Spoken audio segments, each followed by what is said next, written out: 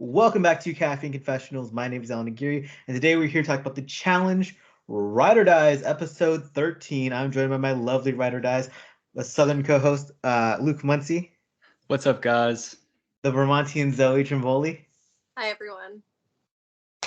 It's a new year. It's the same old challenge. I thought we had actually a pretty fun episode. I was just pleasantly surprised by everything that happened in it. I enjoyed it. One of my biggest complaints is about a long daily. We're going to talk about the long daily, but it was a good daily to have be long. So it was good. I liked it. Well, and I think the thing that set it apart was it was a bunch of mini dailies, so it didn't feel as long. It reminded me of like some challenges they used to do back in like the fresh meat era. I was engaged the whole time. And every they had matchups between one or two people every time, so it's kind of like mini eliminations into themselves. And they tell you a lot about players at times, and sometimes they don't tell as much. Everything about this episode, like we compare it like to last week. I said last week's episode was great on paper. It just didn't really work out in end result. This week was the opposite. I think it was like kind of a boring episode on paper, but everything that happened in it was just better than I expected. Absolutely.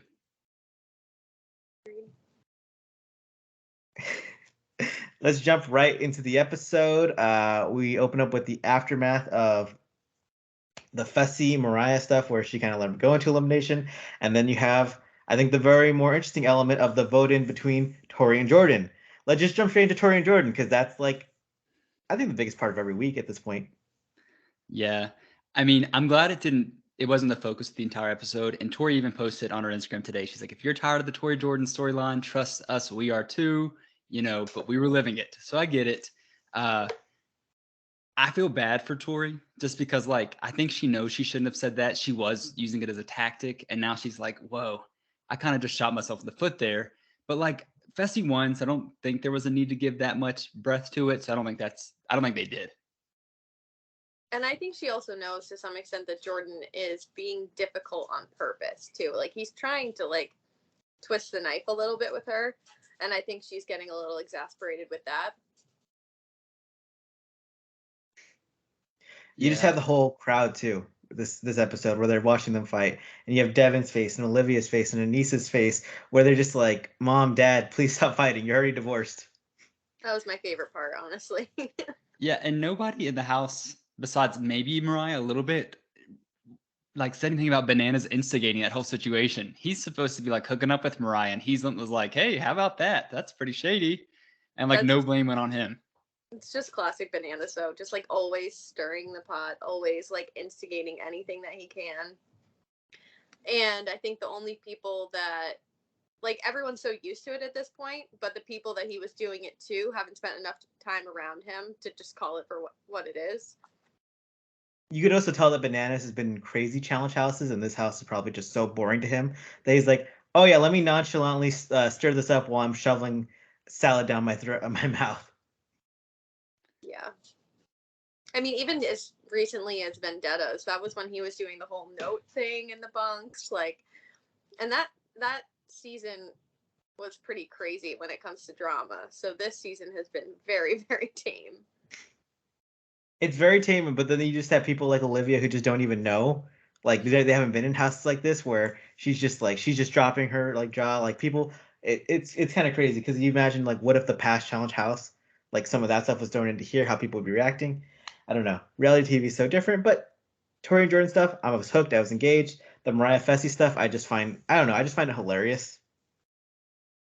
Yeah, it's just a testament to how ride or die these people are. Like Fessy and Moriah didn't know each other that much before this. She just was an athletic girl that he was like, okay, I have a good shot of winning with you. He does not care.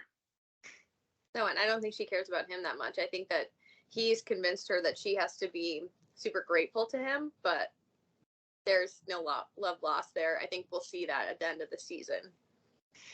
Moriah, when she says like, "Oh, I didn't know that not voting for you would like, put you in or anything like that. It's my first time playing the game." It reminds me of like when someone didn't want to text you back and they said, "Oh, I had something typed in my message. I forgot to hit send." That's the energy it was given out to me. Mm-hmm. I've done that before though, but I agree. And like, It's like in Survivor when Natalie on San Water, whatever her season is, Blood versus Water, where she was like, "Oh, I forgot to vote for the right person," and they believed it. It's like those kind of lies don't always work out super well, and maybe she's just not a math girl. Maybe she doesn't know it.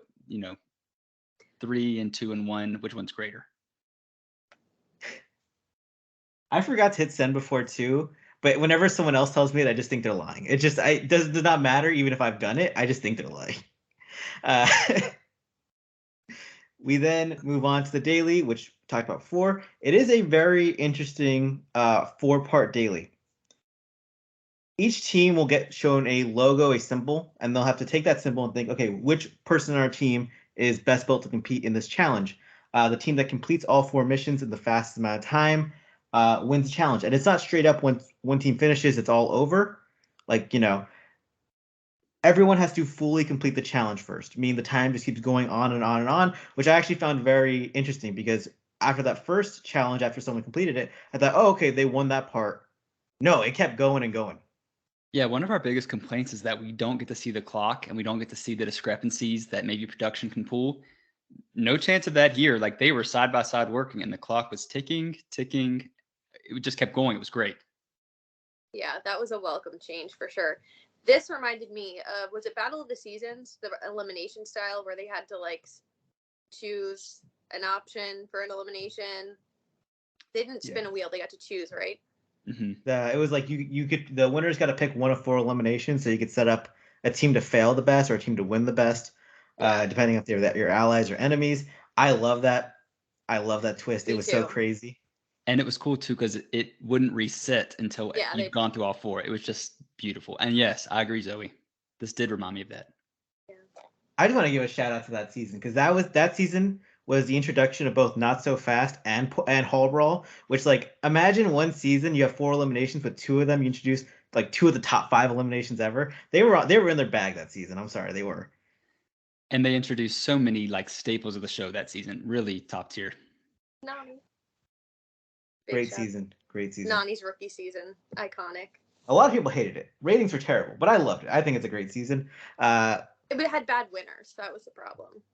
Oh yeah, I hate bad winners, but like that's one of the ultimate. Like I show people that season, and be like, sometimes villains win in life, and you just got to learn that. You can blame Alton and Trishelle for their being bad winners that season. 1000%. And back to this daily challenge, we had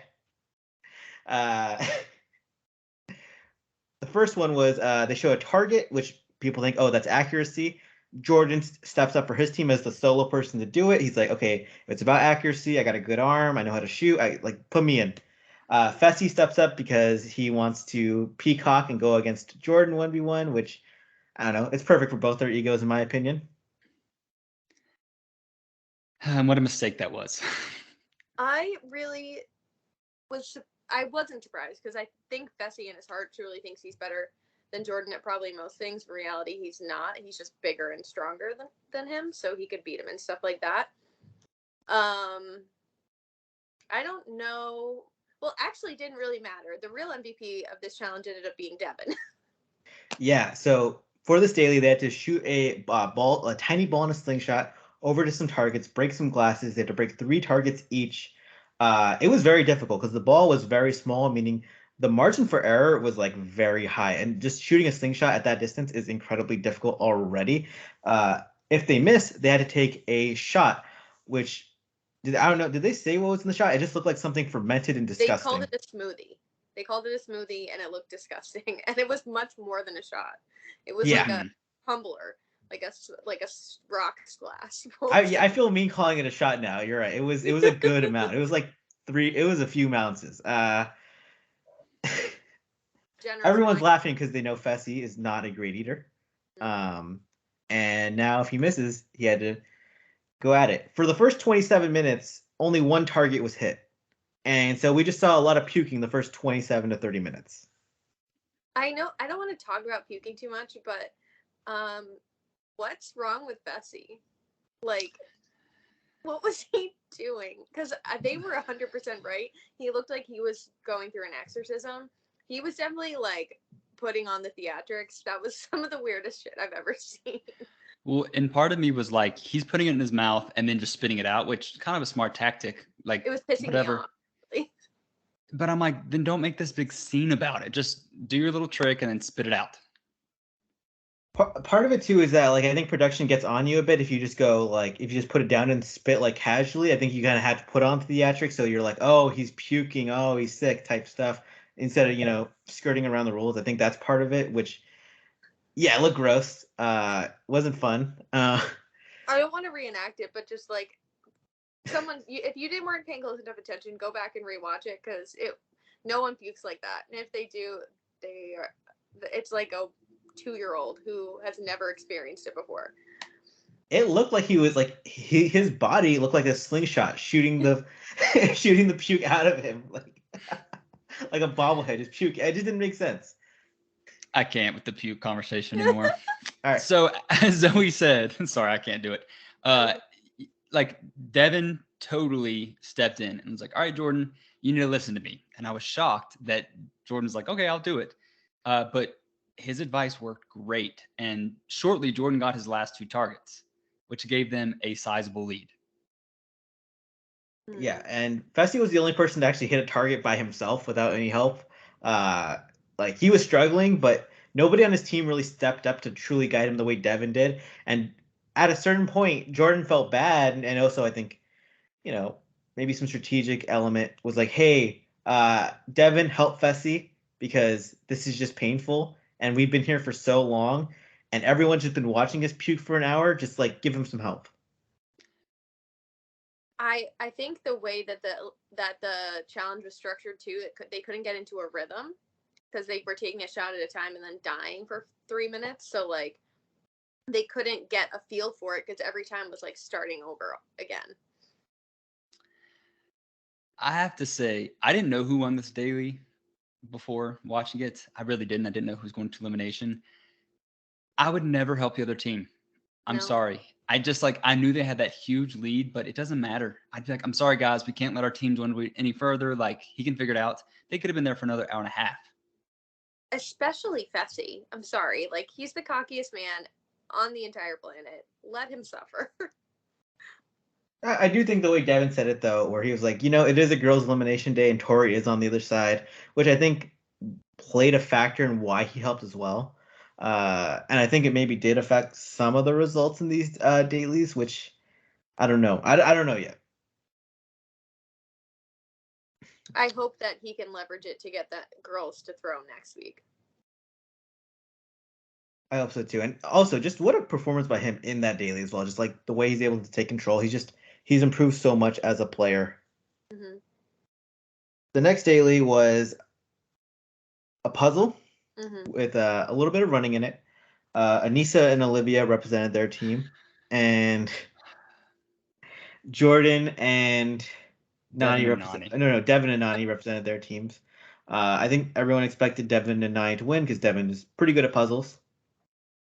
I didn't. I thought Anissa's just as good, if not better. I don't think Devin's all that good at puzzles. I think he's just better at puzzles than some other things compared to other guys. Yeah. But Anissa was the brains and Olivia was the muscle. Olivia did a lot of work in that challenge. Oh, if not all. And I don't want to read that people are calling us haters here. Like, it was on TV and the people in the confessional said it. Like, Anissa was bossing Olivia around. Like, it was insane. It got the job done, but it was a lot. I do think there's a strategic element to having one person try to figure it out. And I think Anissa just took that part of it as like, oh, I'm just going to tell you to move all these insanely heavy pieces of this puzzle. I mean, it worked. So I'm not going to. They got the job done. They did it, whatever. Yeah.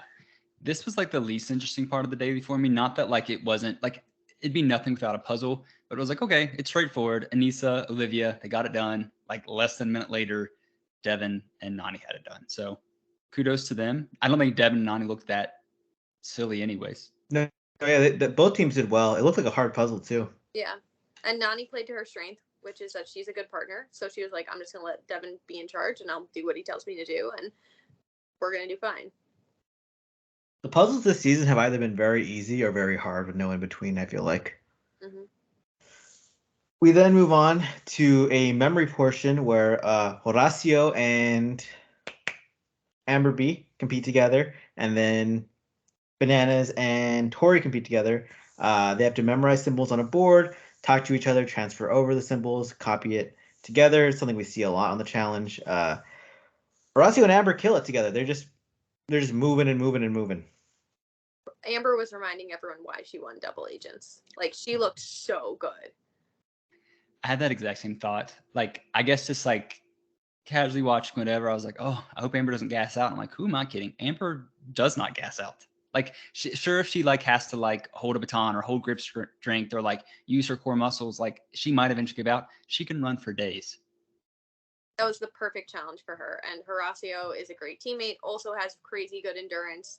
I was like, damn, I want to see this as a pair. They would crush it. Really strong together, really seamless communication. I don't even know if Tori and Bananas did poorly. They just didn't do as well as Horacio and Amber, who just crushed it. If I remember correctly, but based on times, they did pretty solid. I also just want to say, like, what Horacio said about getting to work with Amber was the sweetest thing in the world. Like, he is just the most respectful man on the planet. Like, oh, I'm so lucky I get to work with a champ. And, like, I just thought it was so sweet. The girl does not get her flowers, and I used to be one of those people, so I'm a hypocrite. But like, she won a rookie season, and she like it wasn't even like a fluke. Like she just full blown won it. So like, I think she deserves her flowers. And they played Two Door Cinema Club, which I loved. I love to hear them. Did not expect to see that on the challenge in 2022. We then move on to the final portion, which was a bungee challenge. It's something we've seen in eliminations before, where Chauncey and Casey and Moriah and Jordan were tethered together to a pole to run towards a metal beam. And the goal is for both players to be able to grab the metal beam as fast as possible. Once you do that, the challenge is complete for your team. This is an incredibly difficult challenge because there's an incredible amount of pressure. And after the first person goes, their weight is added onto that pressure. So it just multiplies it. And there have been a lot of weird strategies to win this challenge. Usually the most successful is the woman goes first and then the man tries to sprint forward and try and get there just like through brute force and athleticism. And I want to point out that Jordan and Mariah had a 45-minute lead. I think it was 37 minutes, but yeah. I thought it was 45, so I guess you're probably right. I don't know. I'm half watching, but like the time that is. That challenge has got to be one of the hardest ones, and I think it's it's not the one I'd want to do. I think Casey and Chauncey deserve a lot of credit for their performance in that challenge because that's brutal.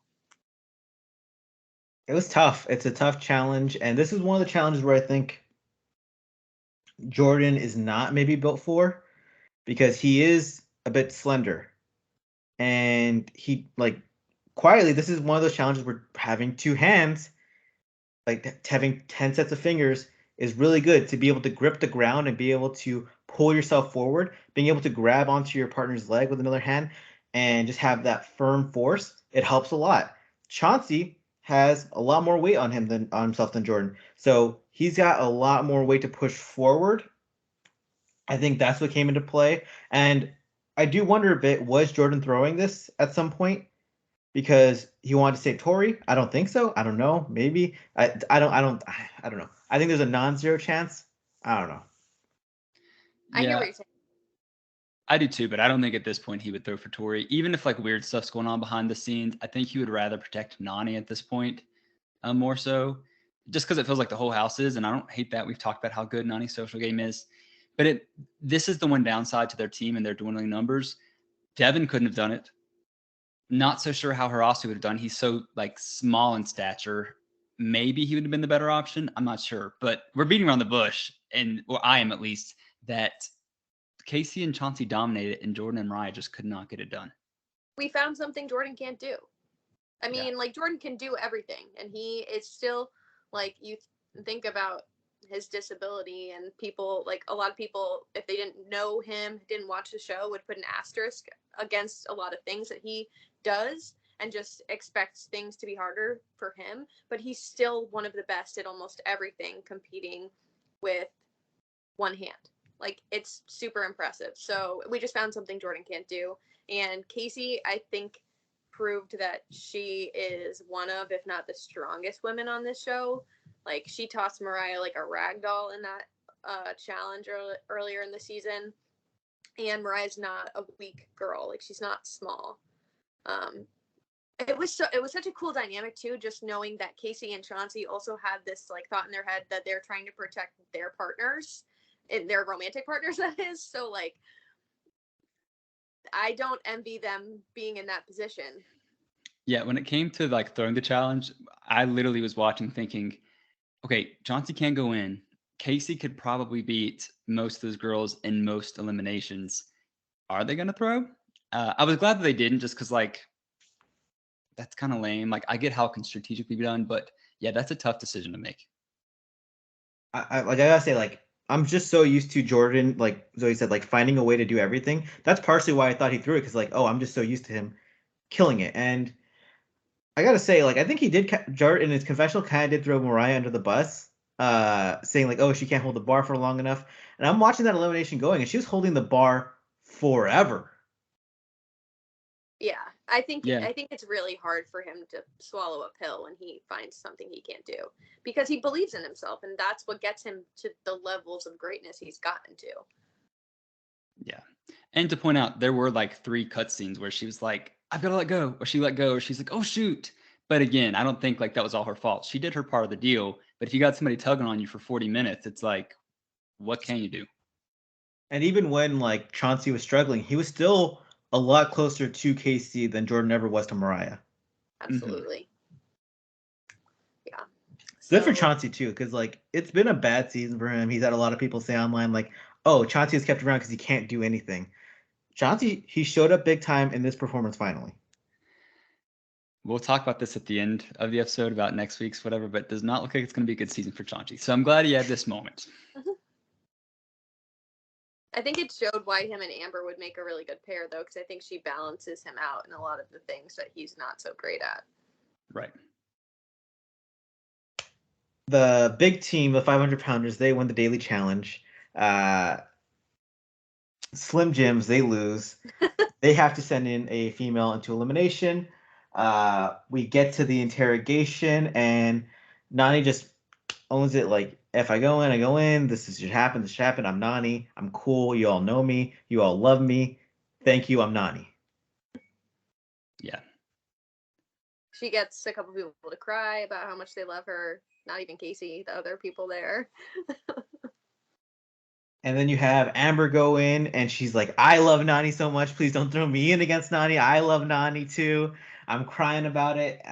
But she's like, okay, but let's be serious. Let's throw in Moriah. She's a rookie. She hasn't gone into elimination. Raise your hand if you had to go into elimination as a rookie to go to a final. And she's all like, she threw me in. Let's go for Moriah. Which I thought was a fantastic tactic.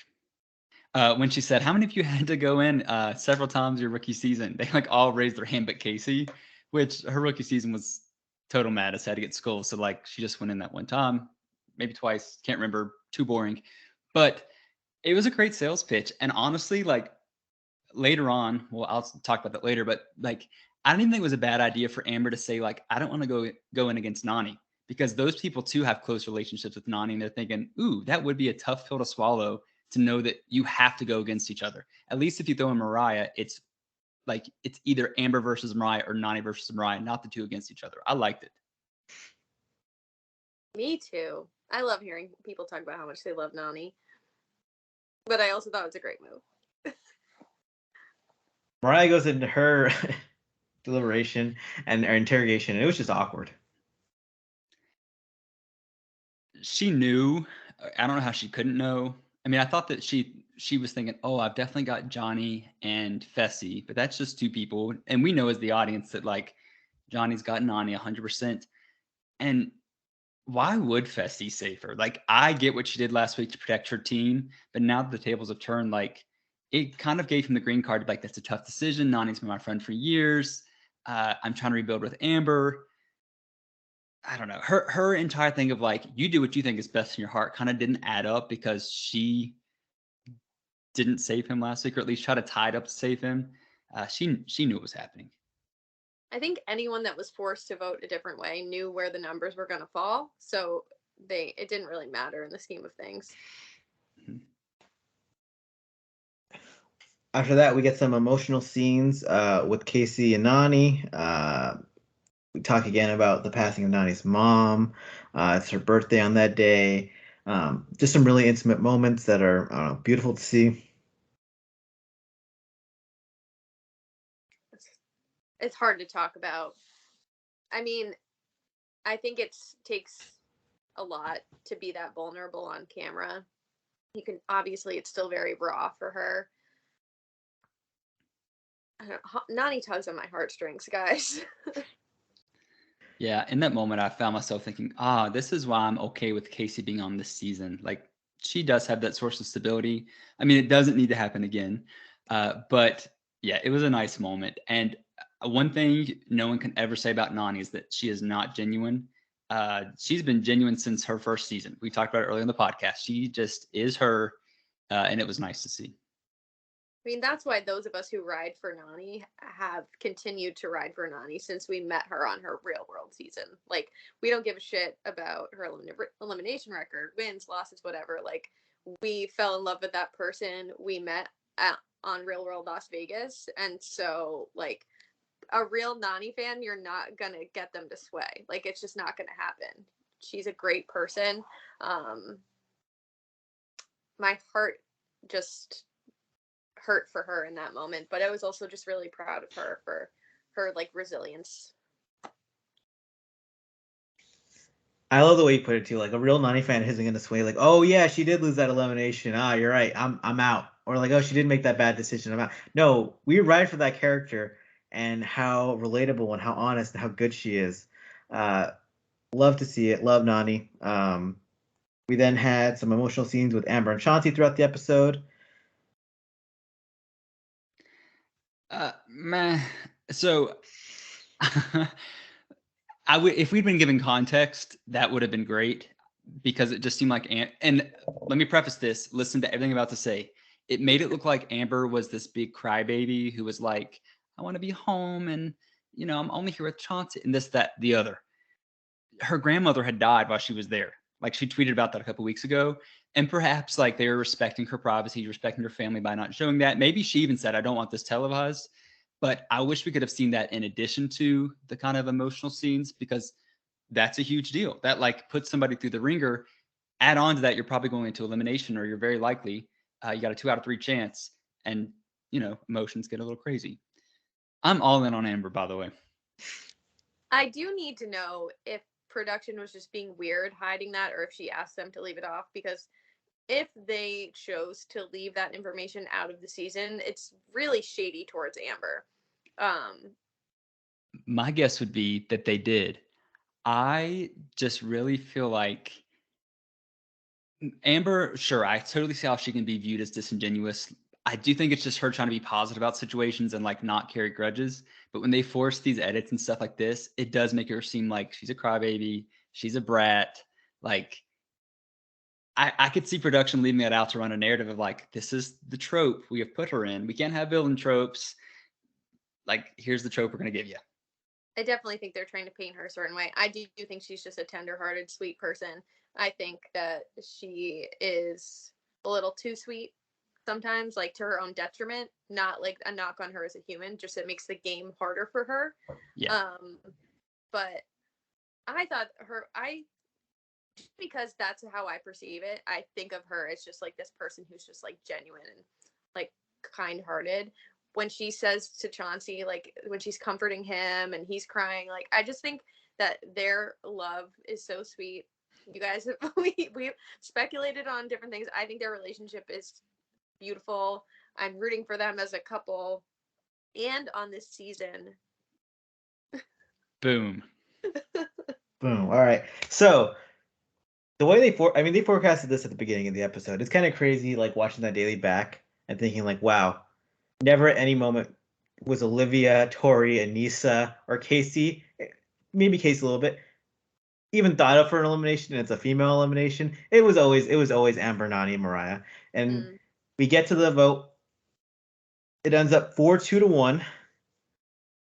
Moriah goes in. Fessy really gave a lot of people like the green light to do so, and I think that's what made it very easy.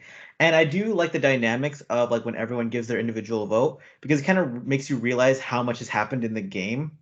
Where I completely forgot that Mariah voted in Amber like it was just a few weeks ago, but I forgot about it, and that makes Chauncey on her bad side now. That's making other people like there are certain votes that have happened in nominations that I just completely forgot about, and now people are getting other people back.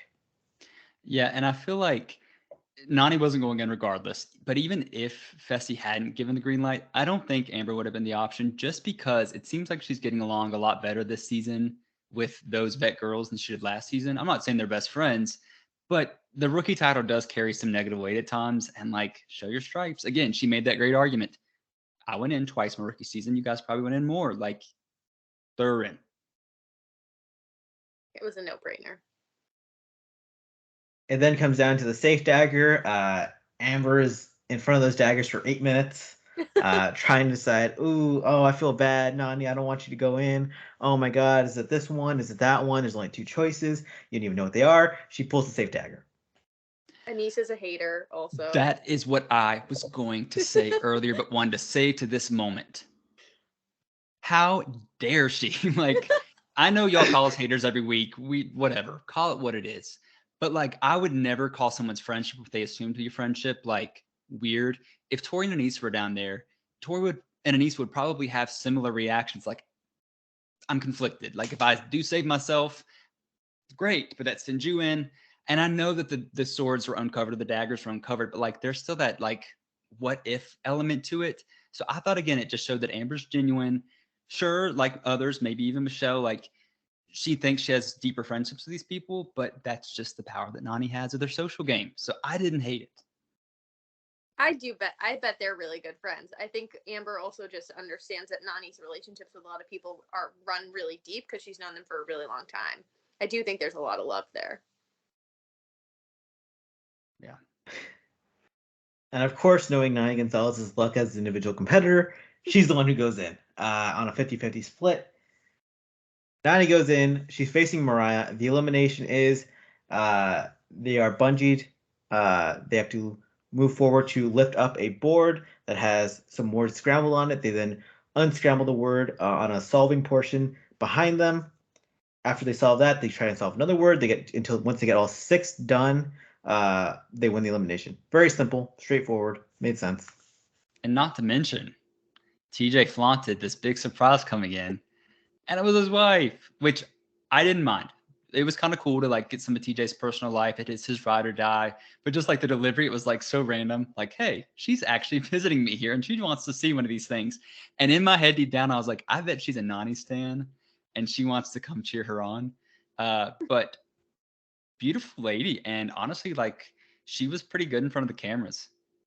I thought the same thing too. I was like, oh, she's got a little bit more charisma than Tej. Mm-hmm.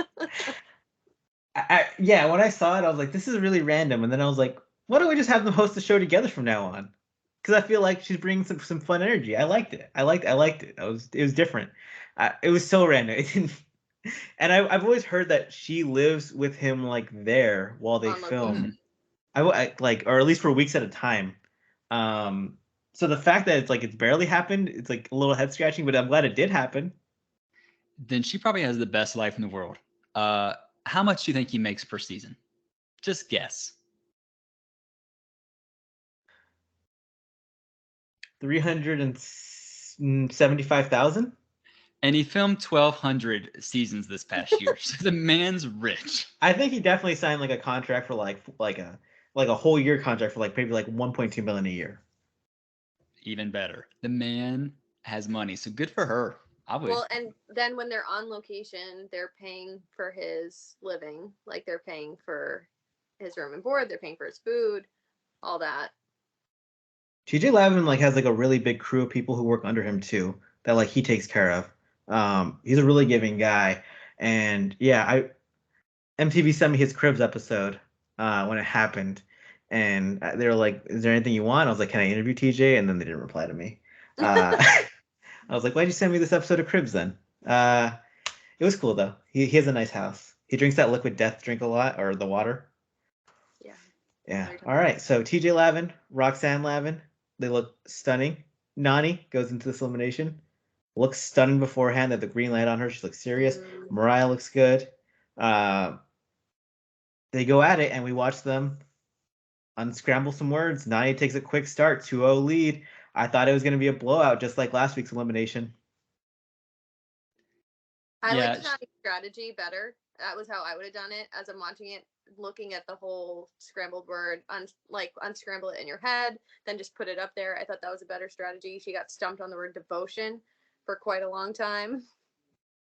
Yeah, I agree. And the one word that she didn't use that strategy for was companion, and she forgot some of the letters. So that was the way to do it. I would have done it the exact same way. TJ even said to his wife, he's like, Mariah's doing it this way. Bad strategy. Yeah, I'm like, for me especially, like I need that visual. I need that big visual just to like resort them.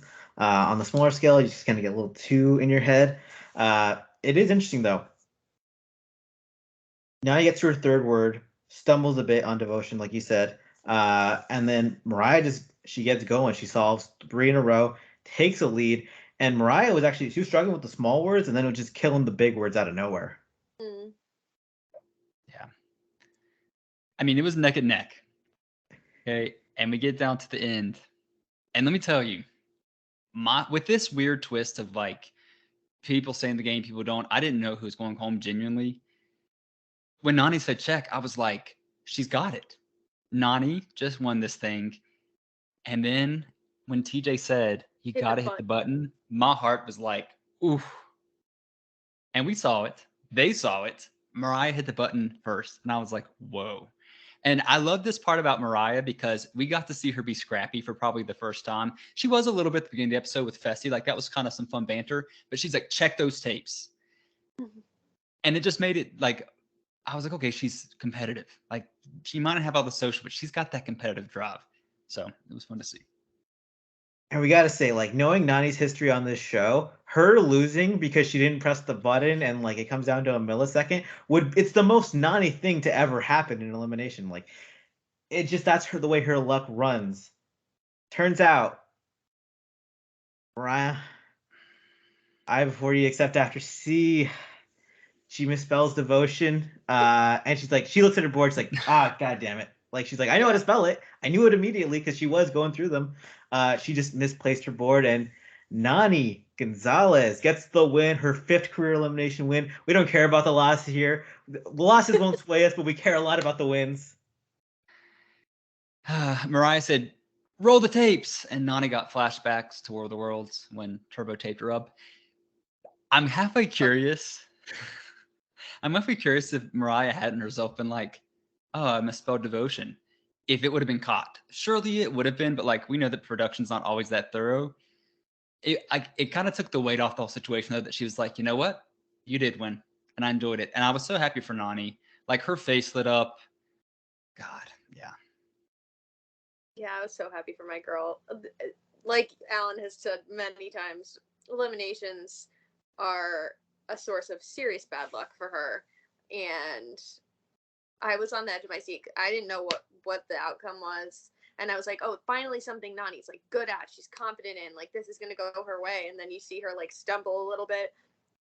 Just a series of bad luck situations. So I love, again, it shows that like genuine side of her that she's just so like happy to compete and wants to prove herself. It's not about anything else. She just wants to prove why she's there. And Nani has gone into so many eliminations with 7 girls left in the game since she returned. I think the only one she didn't was last season. Maybe not double agents, but I think she did. Like, that's like good luck. What's bad luck? Because she's lost a lot of, like, that's a crazy stat that's just doesn't hold any weight, I guess. But like, yeah, it was really good. And TJ saying like, that's the old Nani. You could see her face just like totally transformed. She only faces good players. She only faces good players because she stays until the end of the game. She's never facing, anyone that's bad. And I did for a moment think that Moriah was going to lose the elimination because for a long time she couldn't find the C for companion. right. And it's because she had a U turned upside down. I thought they were going to say, Moriah, that's not a C, that's a U. And I thought that was going to be the reason she lost for a second, because they were going to check it. I'm so glad it wasn't, because that was such a funny moment, because that was like, that's the all-time SpongeBob, oh no, it's W for Wumbo type moment, where it's just like, I don't know what would have happened into that. Like, that's Laurel sticking the pole in the wrong place. I was getting flashbacks of that too. And Nani's like, I said check first, reminded me of Laurel a lot, and I just love seeing the fire in that elimination. This should have been such a boring elimination, but it was so exciting. It really was. 1000%. Nani gets the win. We're all happy. Great times, partying. Moriah loses, but as we know the twist, Fessy's still in the game, so she's still alive in the game in some way that we'll find out probably next week. And it's just so funny that, like, of all the people to like lose and then have to rely on the ride or die, it's Moriah. When, I mean, obviously they have the best friendship in the world. I really hope this comes back to bite Fessy in the ass, like that he didn't try to save her more and that he stumbles right before the final. Like, I just really hope that this is his downfall in a way. Yeah. It would be funny if there was like a twist where your ride or dies could like maybe positively affect your game in a final. Like, they don't come back, but they positively affect it. And she would just be like, all right, Bananas, here you go. Here's your help. Oh, later, Fessy. See you at home. Follow me on Insta. He just switched gyms and never see her again. Yeah. Can we talk about the scenes for next week? Because I have some predictions. Go for it, Luke. So the scenes for next week, the only thing that really stood out to me is Chauncey saying he can't jump off a building. Jarrell's done it many times. Katie Doyle's done it many times. And then we get this like weird scene in elimination, or TJ comes to the house early and then they go to elimination. And he says, I don't like quitters, something. And Tori says, are they both leaving? If Chauncey quits the daily next week and they send him and Amber home, I'm going to be pissed. I know they've got to have a partner for the final. So like if they sent Chauncey home, they'd have to send Amber home. But like, if that is, I'm just speculating, but if that is what happens and they don't just send Chauncey into elimination rather than just like kicking him off, I'm going to be pissed, which just further paints this notion that like Amber's this weird underdog who cries, complains a lot, never gets her way. I'm going to be so upset.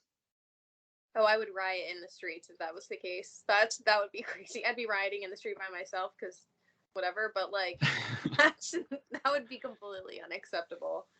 I don't think they would go that far. Well, I mean, okay, I can imagine it if it was a purge challenge and like they purged out Chauncey for not competing, and then Amber maybe quits because of her family stuff, because she did tweet like, I've only been staying in the game because Chauncey's still there and I wanted to help him. Maybe that could play a factor in it. I don't know. I do think, Luke, there is some meat to what you're saying. Not to mention, it's not been announced. We've talked about this on this podcast.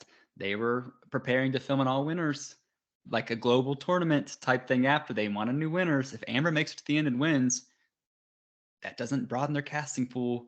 I don't know. I'm speculating at this point. It might be next week and it's just like Chauncey goes into elimination, but I have a bad feeling about it.